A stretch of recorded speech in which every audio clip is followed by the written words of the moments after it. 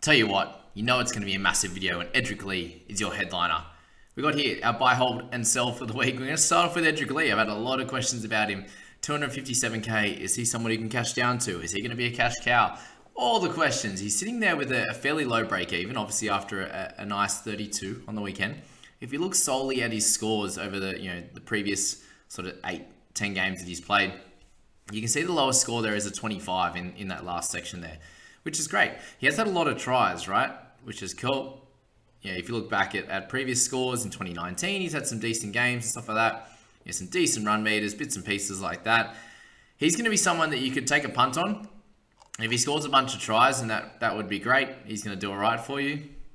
The issue here is he has Parramatta and Melbourne over the next 2 games. So he could quickly become someone that's very irrelevant, right? Dom Young is going to be back in sometime in the next 4 to 5 weeks. So you have a little bit of a runway. But if he doesn't score very well over the next 2, if he has a 5, if he has a 10, if he has a 15 or 20, he's not going to make you much cash and could be a little bit annoying just to hold in your team. And just to be aware of that with all the cheap guys this week that you're looking at picking up, whether it's the young fella from the Raiders, whether it's Hayes Purnham, whether it's Edric, whether it's Jason Saab, God forbid, Davin Wiley. If you're going for Kula, for example, any of them could be out of their teams really quickly. They could not make you money. There could be a lot that happens here. There's none of them real clear-cut options, so just be aware of that. If you're picking one of these guys, you're taking a punt. Yes, if you're going down to get Cleary, that helps a lot, getting Cleary in, but you're still taking a punt to bring this guy in. Let's just have a look at his stats from the weekend, right? So he got 32.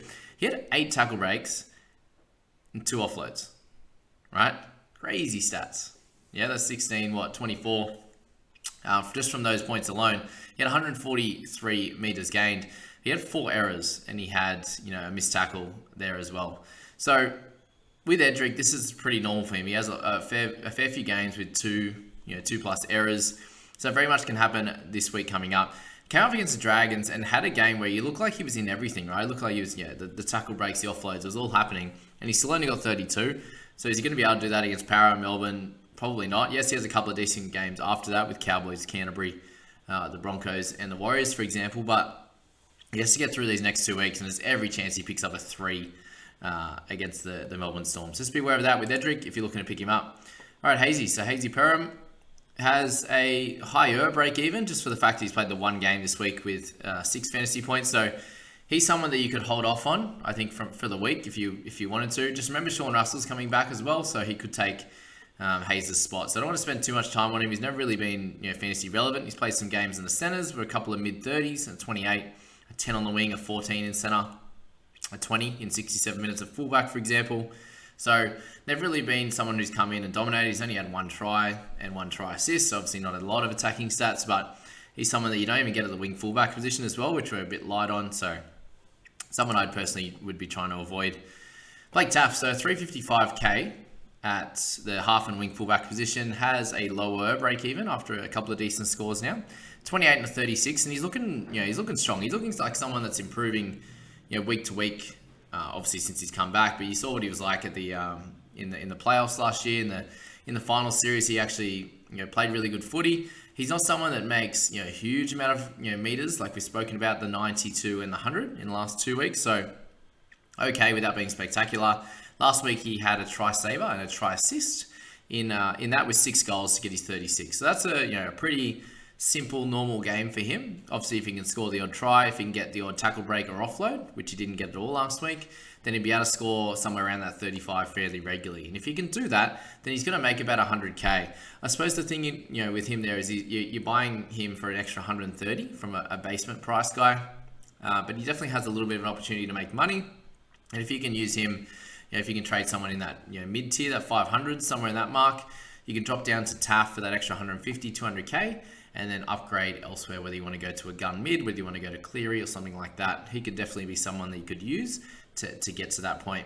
Coming up against the Tigers, the Seagulls, the Broncos, and the Warriors in Canberra over the next bunch of weeks. And you're going to get him over the origin period as well. Definitely someone that you could plug in for this next sort of couple of months and him do okay for you. And then cash him out for that 500k or so that he might get to over that section of play. So up to you guys whether you want to go with him. CC for Talakai, 559k now, so getting expensive. He's priced just over that 40 mark now, and And for someone that has the dual position, edge in the center now, so all the dual position guys have been updated, which is great. You know, with CO, with CFR, are you going to get him? Is he going to get up into that 600s mark? Is he? You know, I think that's where he's definitely going to end up personally in terms of his price. He's probably done enough to keep his spot in the centers. Is he going to continue to score this well? You got a 37, a 75, a 45, and then a 68. Is he going to continue to do that well? You know, he was able to do it against the Storm. So in terms of who he comes up against, it probably doesn't matter too much. I think he can average somewhere in the mid 40s. So you probably got an extra 50 odd to add with him. If you're sitting with like Burton and Aiken and these type of guys in the centers, you're not going to need him as a keeper in the centers. If you're going to use him in the edge, I don't think he's going to be a keeper in the edge position. There's just too many guys that play big minutes in, you know, on an edge rather than in centers, for example. So I think he's going to do okay. He'll make you some money. I don't think you're going to make this trade and feel badly about it. He's owned by, 8% of the top 5,000 now, only 2 in the top 100. So if you don't own him, it's not going to absolutely kill you. But if you do and he absolutely kills it and averages 50 over the next 6 to 8 weeks, then you'll probably benefit largely as well. So it's a little bit of a risk, but I think you could pay off for sure if you want to go down the Talakai route. All right, so Ponga, 567 in terms of his price now. He's only lost about 30k, which is not too bad. Has a 44.5 average, obviously with the lowest scores there. So he had a 50 in the first round, which was solid. A 6, a 23, and then 102. So if you can get somewhere near that 50 average, you're obviously going to make some cash on him, and about 100k or so, and you get an underpriced keeper. With him, he's going to be playing up against the Eels and then the Storm the next couple of weeks, so you'd doubt that he would get the 100 scores or even close to that. He played a lot better, but there's just so much more space in the middle, and he was getting a lot of tackle breaks and easy offloads that he, on the weekend against the Dragons, which I don't think he's going to get going forward. He should be playing Origin. He should get that number 1 position, so I'm going to lose him over that time as well. This will probably be a prospect over the next, 4 to 7 weeks.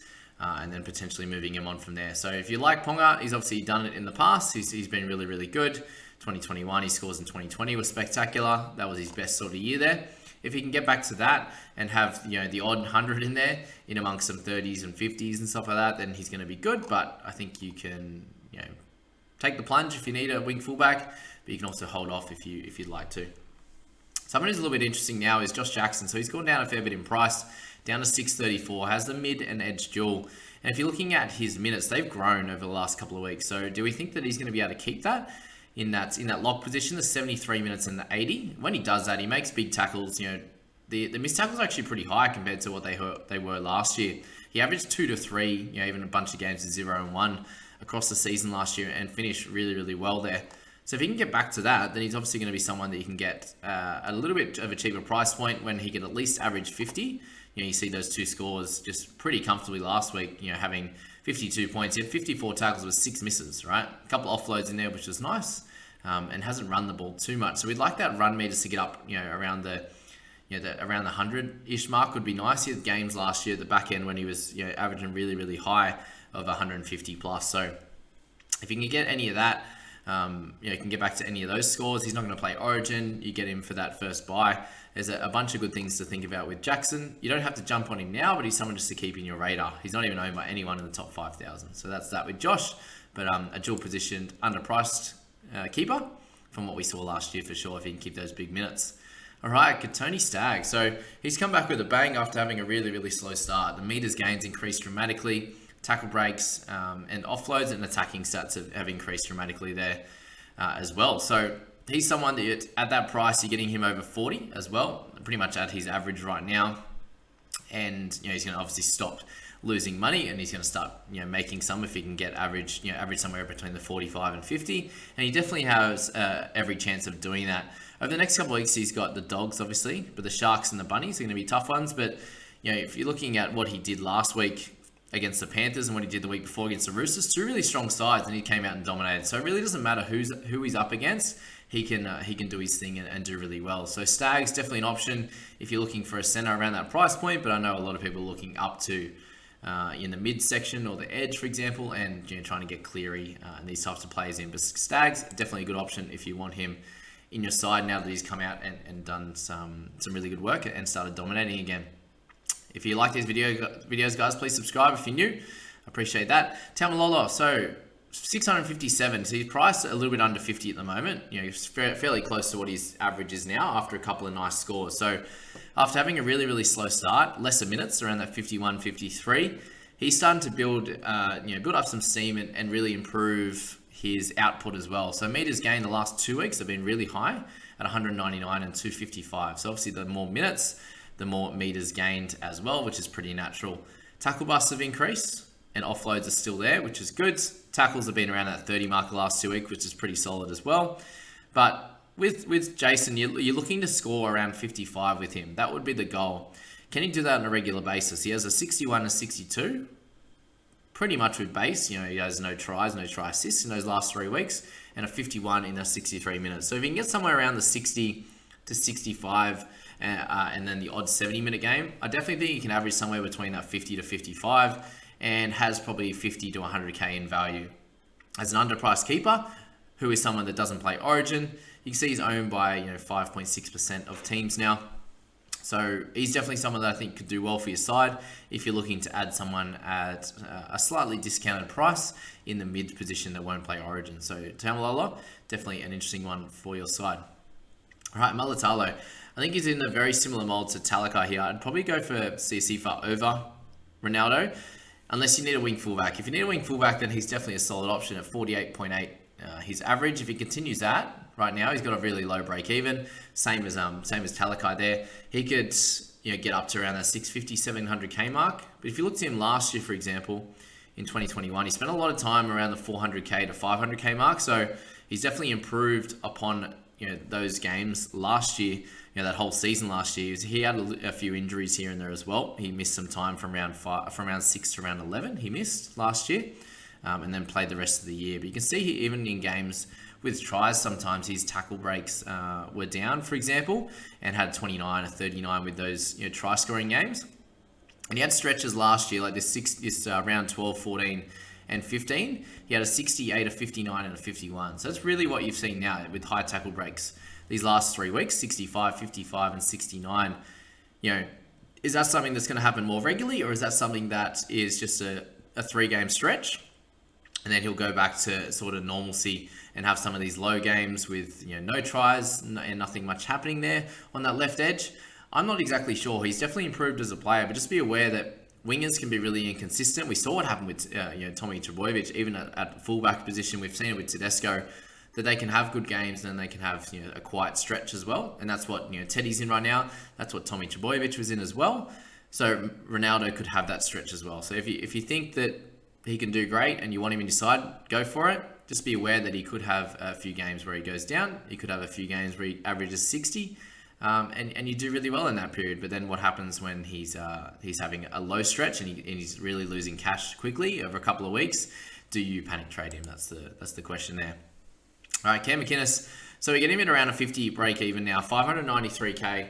So price in that mid 40s there, and he gets the 13 role this week. For me with him, I definitely think he's slowly going to move into that middle role there. On the weekend, he got 39 points in the second row for 80 minutes. So it's good to see him playing big minutes, making 41 tackles, missing one and having an air swing on another.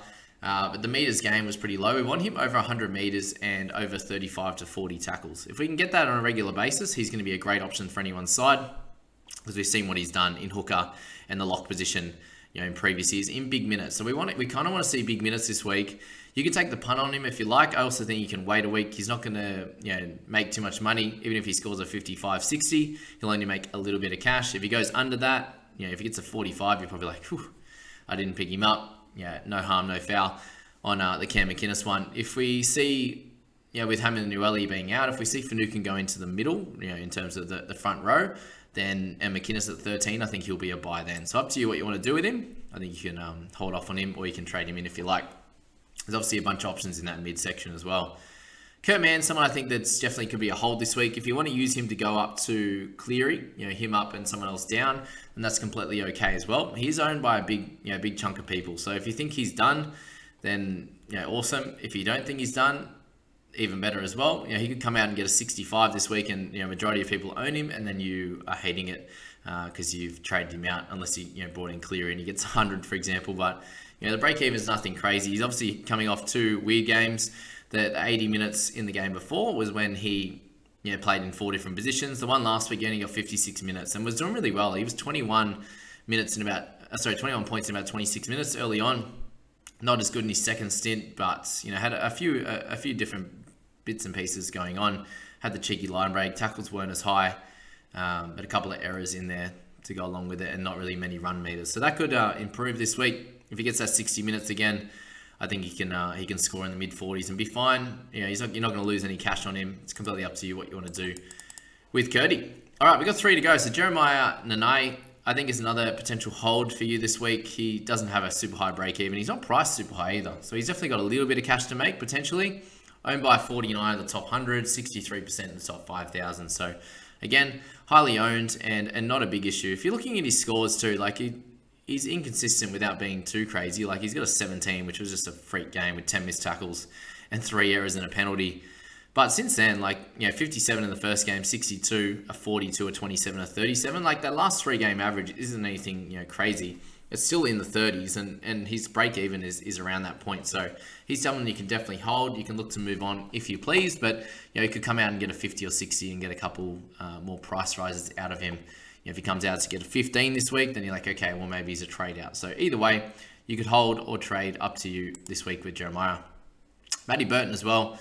Still got his Panthers photo up here, but 587k. He's only lost 6k overall, so a higher break even this week just because he had a low score, and a 62 is pretty much out of his rolling average now. He just needs to have a couple of nicer games. Like he's got Broncos this week, which I think he can score pretty solidly against. Roosters going to be a harder game, and then you've got Canberra, Newcastle, Tigers, Dragons, and then Penrith and Para over the Origin period. So I think a lot of people are going to be looking to target him over the next few weeks, potentially that Canberra game in round 9. But this Broncos game, he should go pretty solidly against as well. I think I'm expecting it to be a fairly close game and Burton to score all right. So, he's doing fine. That 23 was a bit of an anomaly. It was a weird game for him. He got moved to the centres for a little bit at some point. Tackles were low last week with 9, and he had 3 missed tackles out of that. Kick meters were down a bit. Run meters were down. No attacking stats. The goals, losing that's a little bit annoying. Obviously, he had that, but he only kicked 2 in the first 6 games anyway. Few things going on with him, but I think that he is a little bit out of touch for sure, a little bit out of form when he's playing in a team in the Dogs that aren't as great as they were, obviously for the Panthers. But he potentially becomes an option for a bunch of people over the next few weeks, and he could be someone that you look to target. So trading him out now seems a bit odd when he plays in round 13 as well. I think it's just it's a hold. My head-to-head team, I have him, and I think I'm just going to hold steady with him. If he was losing a fair bit of cash, then fair enough. But other than that, I think he's okay. Billy Walters, he gets a higher break even this week. Still owned by a decent chunk of people. Was 6 last week in 80 minutes. He moves to the bench. I think he's definitely a trade out. If you don't, I just personally wouldn't trade him out for the sake of it. If you've got a bit of extra cash in the bank, then going him to Taff could be a decent option. But it's a weird one going him to a 220k player who probably won't make you money anyway. So it's like a trade, making a trade to bank at like 100k or 80k or whatever you want to do, which will help for a little bit with maybe upgrading elsewhere, for example. But it's a trade to save that 80k or 100k. Like Billy's probably going to go down a fair bit. He might end up at like a 260, 270, unless he gets a couple of games of 20, 25 off the bench through the middle when he's covering for Pakes. But yeah, is it worth making that trade with trades being so valuable? Is it worth just doing that for the sake of it? Like if you're doing that, I think you need a clear upgrade option elsewhere. If you have enough money to be able to get up, him down to someone and then get up to Cleary or get up to Papali'i or those types of players, then it's probably a decent idea. But other than that, he's almost one you can it's probably just worth sitting and holding on him.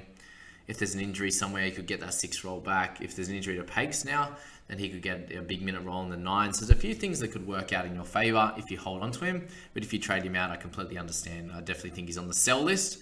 But what you do with him exactly is completely up to you. But that's the buy, hold, sell video, guys. I hope you got a lot out of that. Please hit like, subscribe, all the good things, and we'll catch you in the next couple of videos. Got the analyzing teams and a few others after that. So good luck, guys. We'll see you soon.